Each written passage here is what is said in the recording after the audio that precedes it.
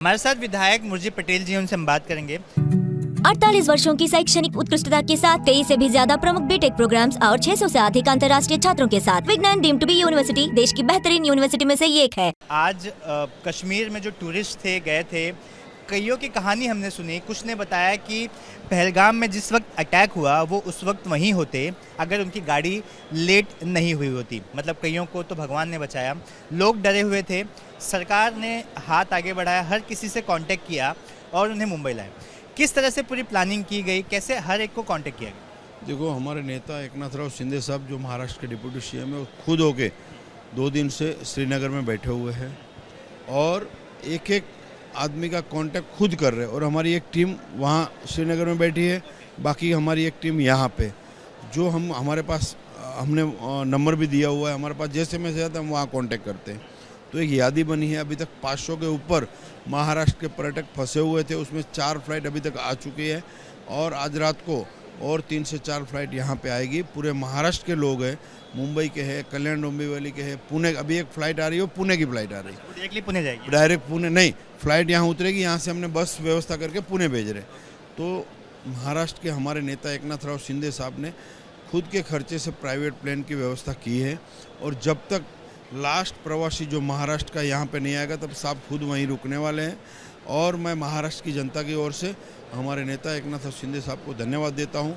ये एक दूसरे की मदद करने का समय है, कोई राजकीय नहीं है। और हमारा एकनाथ शिंदे साहब एक दयावान आदमी है और उन्होंने गए तो साथ में 2 प्लेन लेके गए थे कि हमारे लोग वहाँ फंसे हुए उनको निकाले। तो एक दूसरे से कांटेक्ट है, हमारी बहुत बड़ी टीम है। टीम पूरी जो है इस पर काम कर रही है, हर किसी से संपर्क। टीम यहाँ कर रही है, ऐसा दोनों बाजू से कर रही है। जो लोग महाराष्ट्र के अलग अलग जिलों से हैं उन्हें कैसे भेजने की व्यवस्था की है आपके मानने में? अभी समझो पुणे की फ्लाइट है, उनको बस से व्यवस्था कर रहे हैं। जहाँ जो कम है तो उनको गाड़ी भेज रहे हैं। जो नज़दीक मुंबई वाले हैं उनको उनके रिलेटिव लेने आ रहे हैं। तो जैसी जैसी व्यवस्था है पूरी शिंदे साहब के नेतृत्व में हम सब कर रहे हैं। क्योंकि हर कोई डरा हुआ है। अब तो लोगों को रेस्क्यू किया गया। इस तरह के कायराना हमले को आप किस तरह से देखते हैं? देखिए ये पर्यटक भी यहाँ पर, सर आप आपसे कहेंगे कि थोड़ा सा आप ज़रा पर्यटकों से मिलिए। देखिए ये पर्यटक हैं, श्रीनगर से यहाँ पर आए हैं। मुरजी पटेल उनसे खुद बात कर रहे हैं। सर देखिए विधायक भी यहाँ पर हैं, आपसे जानना है किस तरह से सरकार ने आप लोगों की मदद की और क्या मंजर था वहाँ पे? आप वहाँ घूमने गए थे जहाँ पर हम वही दिन वहीं से निकले और गुलमर्ग में पहुँचे। हम वहाँ से उसी टाइम को हमको पता चले, लेकिन वहाँ ऐसा माहौल नहीं था। गुलमर्ग में भी सब कुछ चालू था। आज सुबह भी हम जब गुलमर्ग से ये माहौल में निकले तो गोंडोला में 500 लोगों की लाइन थी। वहाँ के स्थानिक लोग बहुत नाराज़ है ये घटना से और वे लोग भी मानते हैं क्योंकि ड्राइवर से लेके सब लोग। और जो माहौल वहाँ बना उससे गवर्नमेंट ने काफ़ी, और जो भी फ़्लाइट्स वहाँ से निकलती है, मेरे पास आज ऐसे भी वीडियोज़ है कि एयरपोर्ट के बाहर भी काफ़ी सारा क्राउड को टेंट में रखा है, अच्छे से अच्छे क्राउड को, और बहुत ही प्रॉपरली उन लोगों को मैनेज कर रहे हैं। वहाँ की CRPF, BSF, पुलिस, गवर्नमेंट। नाम बताएं। दक्षेश पैसा।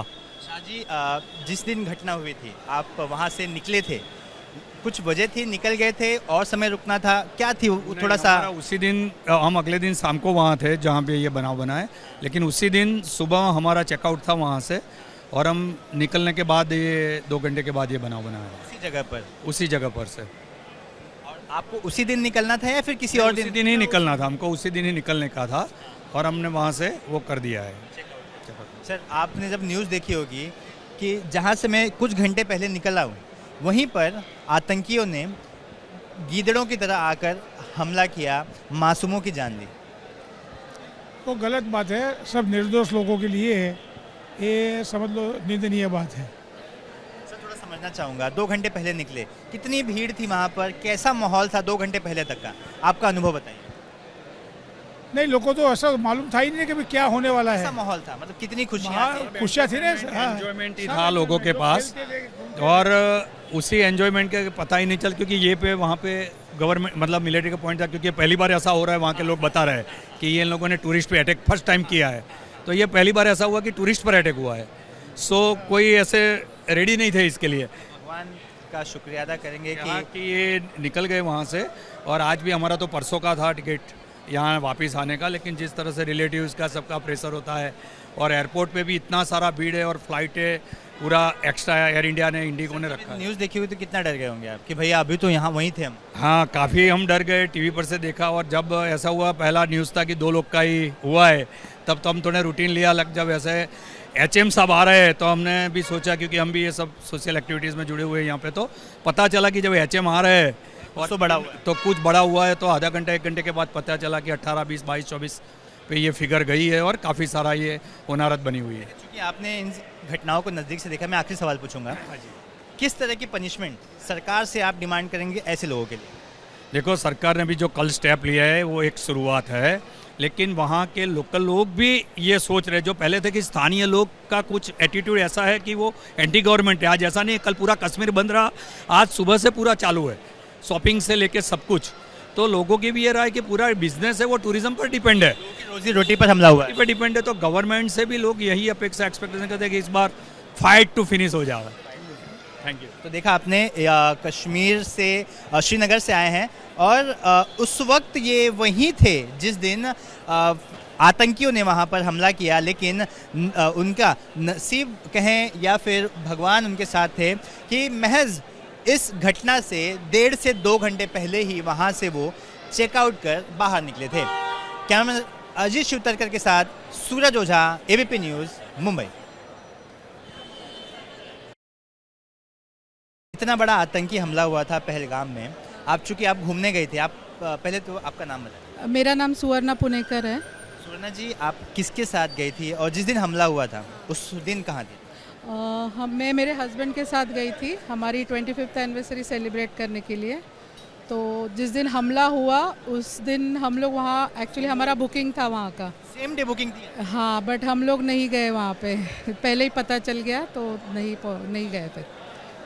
हमें 3 बजे डेट नहीं होता, आप पहुँच जा, जल्दी नहीं पहुँच पाए। ड्राइवर ने बताया हमें इमिडिएटली और उन्होंने काफ़ी हेल्प की हमारी वहाँ पे। ये घटना जब हुई तो घटना की जानकारी आग की तरफ कश्मीर और जब श्रीनगर में फैल गई और ड्राइवर ने तुरंत आपको अलर्ट किया, क्या कुछ हुआ था, थोड़ा समझा दीजिए। हम लोग समय के साथ टाइमिंग हम लोग साइट सीइंग करके 3:30 बजे गाड़ी में बैठे, तब ड्राइवर ने बोला आपको कुछ पता चला है क्या? तो हम लोग ने क्या हुआ, वो थोड़ा डर गया था कि हमें बताया नहीं। तो बाद में मैंने पूछा बताइए भैया, क्योंकि वो ऐसे सेंसिटिव एरिया है तो लग ही रहा था। तो फिर पूछा तो उन्होंने बोला कि टेररिस्ट अटैक हुआ है और वो भी टूरिस्ट पे हुआ है। तो फिर हम लोग डर गए और विदिन 1 आवर घर से फ़ोन आने लगे, क्योंकि ये न्यूज़ सब जगह स्प्रेड हो गई थी। वालों को पता था कि आप वहाँ जा रही हैं? हाँ, उनको पता था हम जा रहे, तो उन्होंने मना किया। फिर हम लोग पूरा दिन होटल में ही रुके, 2 दिन। फिर हम लोग ने फ्लाइट का ये किया। हिम्मत नहीं हुई होगी बाहर निकलने की? नहीं, हॉरेबल हो गया था सब, डेंजरस, मतलब मन नहीं कर रहा था, निकल आए हम। ऐसे कब आने वाले थे वापस? हाँ, 26 को रात की फ्लाइट थी, 27 को इधर आने वाले थे, हम जल्दी आ गए। 26 को रात की फ्लाइट थी, तो 27 मॉर्निंग हम लोग लैंड करने वाले थे। देखिए, 25वीं सालगिरह सेलिब्रेट करने के लिए श्रीनगर गए थे और पहलगाम के जिस रिसॉर्ट में ये फायरिंग हुई उसमें ही इनकी बुकिंग थी सेम डे की। लेकिन जैसे ही ये पहलगाम के उस रिसॉर्ट के करीब पहुंच रहे थे, इस घटना की जानकारी आग की तरफ फैल गई, आतंकी हमले की जानकारी आग की तरफ फैल गई और फिर तुरंत इनकी गाड़ी के ड्राइवर ने इन्हें अलर्ट किया और फिर इन्होंने वहीं से यू टर्न ले लिया और अपने होटल चले गए, श्रीनगर आ गए।